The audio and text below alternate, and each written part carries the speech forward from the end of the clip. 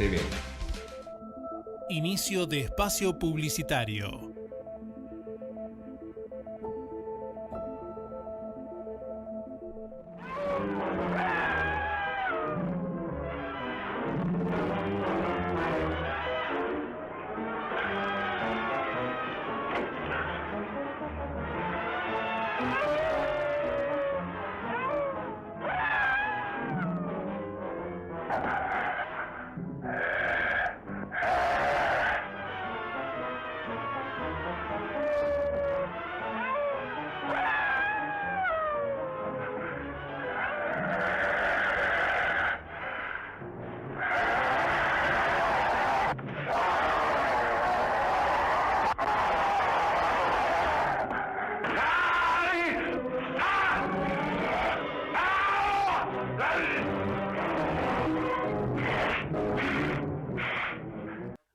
A diferencia mía, Fabián sigue estando siempre tan joven como siempre. ¿Cómo anda, Fabián? ¿Cómo anda, Gabriel? ¿Todo bien?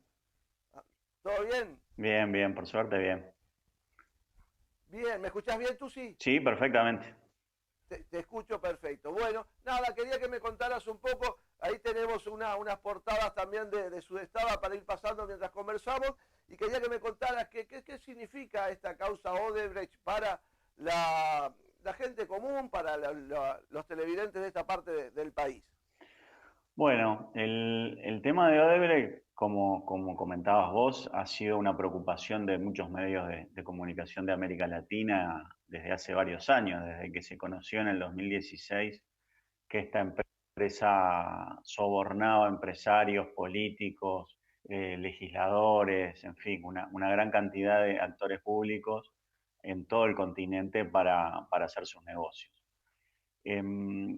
Para eso utilizaba un esquema de lavado de dinero, como vos decías, que implica, para hacerlo sencillo y bien comprensible, disfrazar el origen del dinero ilícito para poder introducirlo al circuito financiero legal.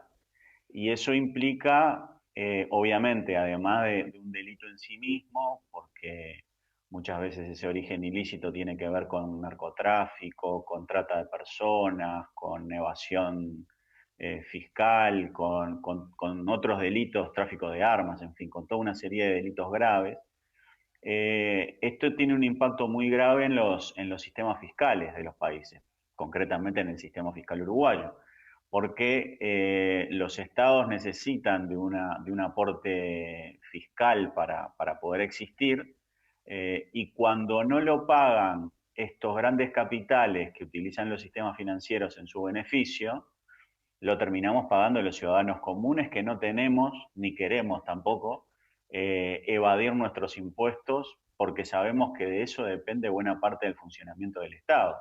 Depende el financiamiento de las políticas públicas como la educación, la salud, la vivienda, el cuidado del medio ambiente, en fin, todo eso que sabemos en Uruguay y en todos los países de la región que hace el Estado, ni que hablar de la seguridad, obviamente. O sea, tiene un impacto muy, muy grande y muy directo en la recaudación de los estados y naturalmente eso impacta en la calidad de vida de la población. En ese marco de esta empresa que hizo inversiones y produjo sobornos en gran parte de Latinoamérica, también hay un capítulo de nuestro país. Claro, sí, ahí se da una situación muy particular respecto al Uruguay, porque no existen pruebas en ninguno de los países que han participado de esta investigación hasta ahora, ni tampoco en Uruguay, de que hayan existido sobornos a funcionarios, ni tampoco de que haya habido obra pública realizada por Odebrecht en ese periodo histórico donde sí hubo obras y sobornos en otros países. Entonces el papel de Uruguay en este escándalo regional se limita a funcionar como uno de los grandes lavaderos de dinero de la trama, porque Uruguay aportó su estructura financiera con controles bastante flexibles, por decirlo de manera suave, y eso sirvió para que se abrieran empresas, cuentas bancarias, para que estudios jurídicos y contables pudieran asesorar a estas empresas, a estos políticos corruptos de varios países para poder montar una estructura financiera que les permitiera ocultar el origen ilícito de su dinero.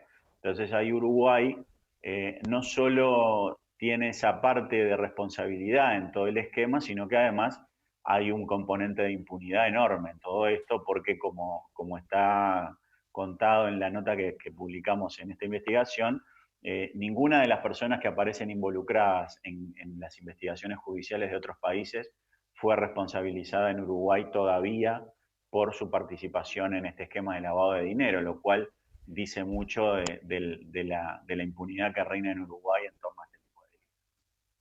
Sí, como que se han vuelto más laxos los controles y eso ha permeado bastante el sistema financiero de forma tal que ingresen estas maniobras. Concretamente hay implicados, está es así la compañera del ministro de Educación y Cultura, el hermano de Sanguinetti. ¿Ustedes hacen una descripción ahí de quiénes están involucrados? Sí, O llamados a declarar, digámoslo, ¿no? claro, en la trama completa, digamos, de lavado, nosotros logramos identificar a más de 20 personas.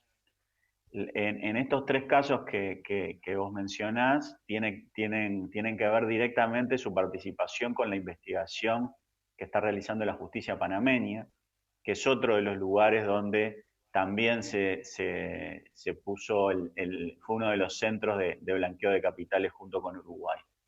En la investigación panameña, que se inició el pasado 18 de julio, allí están señaladas 50 personas como participando en el esquema de lavado de dinero en Panamá específicamente, entre ellos 3 expresidentes de Panamá, pero allí en esa lista aparecen 3 nombres de uruguayos que intervinieron en el lavado de dinero que está investigando Panamá respecto de sus funcionarios públicos, porque Panamá fue uno de los países donde Odebrecht pagó más coimas y donde se realizaron más obras públicas. Y como decías vos, uno de los indagados en esa causa judicial panameña es Andrés Sanguinetti, que es el medio hermano del expresidente Julio María Sanguinetti. Él está investigado por haber participado como integrante de la banca privada de Andorra, que tenía una oficina en Montevideo, y desde ese rol Sanguinetti habilitó muchas aperturas de cuentas en esa institución financiera y también fue uno de los partícipes de muchas negociaciones que permitieron disfrazar el origen del dinero de las coimas de Odebrecht. Otra persona que está involucrada en esta trama es Maya Sicurel Spiller, que es una contadora uruguaya, que en su momento, yo actualmente no sé si sigue siendo compañera del ministro da Silveira, pero en el momento en el que Panamá pidió su extradición en febrero del 2020, ella era compañera de da Silveira y de hecho fue detenida junto a él cuando él todavía no era ministro y estaban intentando ingresar a la Argentina en un paseo turístico. Ella fue detenida, se realizó el juicio de extradición en Uruguay y la justicia uruguaya rechazó el pedido de extradición que había hecho Panamá, a pesar de lo cual ella sigue siendo una de las personas indagadas en el juicio que comenzó el 18 de julio. Y la otra persona... ¿Aparece el vínculo? Sí, dale. No, el último caso que te quería mencionar es el de Juan Mutio, que es un conocidísimo testaferro de muchísimas empresas offshore, que son estas empresas fantasma que se crean para ocultar el origen del dinero y para abrir cuentas en paraísos fiscales. Él además aparece en varias de las empresas involucradas en la trama, entre ellas una que se denominaba Sherkson International, que lavó más de 77 millones de dólares para Odebrecht y que era propiedad de la constructora brasileña, más allá de que él figurara como su presidente. También aparece vinculado el estudio del ex ministro de de Economía, Ignacio de Posadas, ¿no? El estudio Posadas, Posadas y Vecinos, ¿así? Sí, ese es uno de los estudios jurídicos también que históricamente, desde el inicio de esta investigación, nos apareció a nosotros en su Sudestada, pero también le apareció a muchos otros colegas de otros países. Está mencionado en notas de la prensa brasileña, argentina, española, panameña. En fin, es uno de los estudios que desde el inicio del asunto aparece como asistiendo y prestando servicios tanto jurídicos como financieros a muchas de las personas involucradas y de hecho varias de los políticos brasileños que fueron condenados por su participación en el tema fueron asesorados por este estudio jurídico. Así que sí, también ahí hay una implicancia bastante fuerte en el tema. Y decime, ¿esta empresa ODAS que tuvo participación en la regasificadora no tenía que ver con esta causa también o era por el Lavallato? Bueno, en realidad Lavallato es el nombre que se le da a la operación completa el Ministerio Público y Fiscal de Brasil le da a una investigación cuando descubre que en la petrolera Petrobras se estaban pagando coimas y se tenían negocios con constructoras a través del pago de coimas a los directivos de Petrobras. Y ahí es que se empieza a investigar y a conocer la existencia de un esquema en el que participaban varias empresas constructoras brasileñas. Odebrecht, que era la más grande, era una de esas empresas, y OAS era otra de las empresas vinculadas en esa trama, que pagaban coimas a directivos de Petrobras y después se supo también que lo pagaban a directivos a funcionarios públicos y a integrantes de gobiernos extranjeros. En el caso de OAS, es cierto que en un momento, cuando surge el negocio de la regasificadora, que finalmente no se concretó, se mencionó que esa iba a ser la empresa que iba a construir la obra de la regasificadora. Finalmente ese negocio se cayó, no hubo ninguna obra, ninguna construcción y por lo tanto no se llegó a concretar ninguna obra y aparentemente tampoco ningún pago de esa empresa a ninguno de los proveedores ni tampoco de los funcionarios que estaban en ese momento en el gobierno, como ocurrió con otros gobiernos. También es cierto que no hubo ninguna investigación, tanto en Uruguay como en Brasil, por ejemplo, donde varios directivos de OAS terminaron presos por este esquema de corrupción. En ningún momento hubo ningún documento ni ninguna prueba, como existió profusamente en el caso de otros países, que demostrara la existencia de algún tipo de pago ilícito de OAS en el Uruguay. Pero bueno, como te decía, no hubo ninguna investigación específica ni en Uruguay ni en Brasil que permitiera determinar si eso había sido así. Tampoco hubo ninguna denuncia, eso también es cierto, ¿no? Nadie denunció en ninguno de los dos países que OAS haya hecho algún tipo de pago ilegal en el Uruguay. El trabajo de investigación siempre es duro, es complejo y está sometido a presiones de diversa índole. ¿Has sentido en el último tiempo, en consonancia capaz que con las denuncias sobre algunas presiones a la libertad de expresión, has sentido que hay más dificultades en este tiempo para realizar investigaciones periodísticas, Fabián? Y en el Uruguay se ha instalado un clima bastante complejo para el periodismo en el último tiempo. Obviamente la situación del Uruguay no alcanza la gravedad ni la violencia que existe en otros países de la región, pero sí nosotros hemos identificado la existencia de una tendencia cada vez mayor y cada vez más intensa de hostigar a periodistas, de responsabilizarlos o de intentar atribuirles intencionalidades políticas o intereses particulares cuando realizan cierto tipo de publicaciones.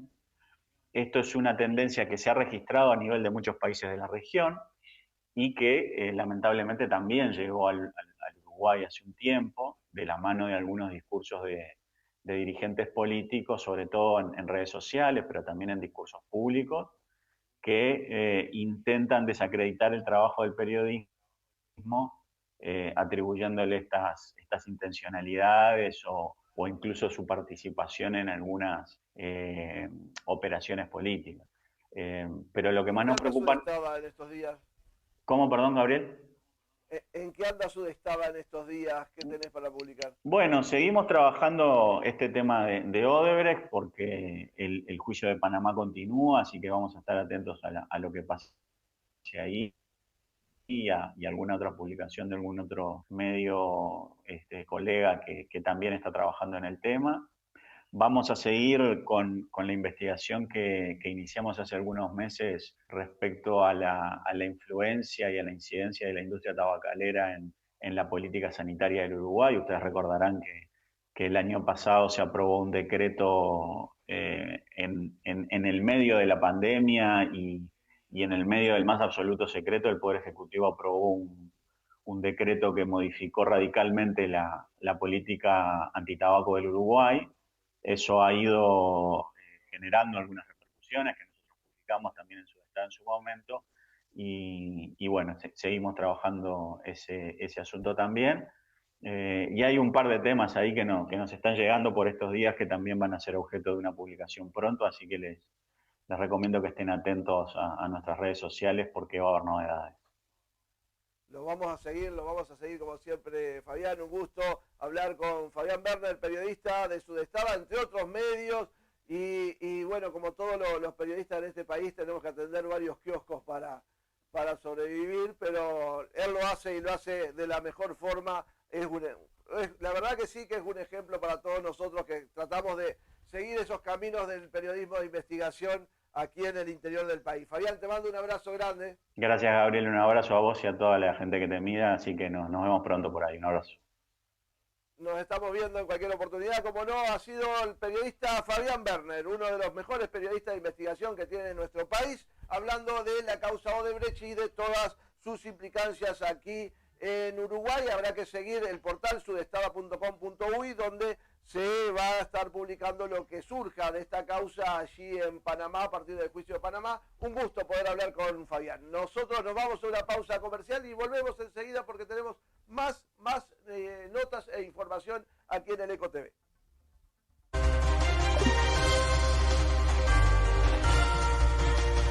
El Eco TV.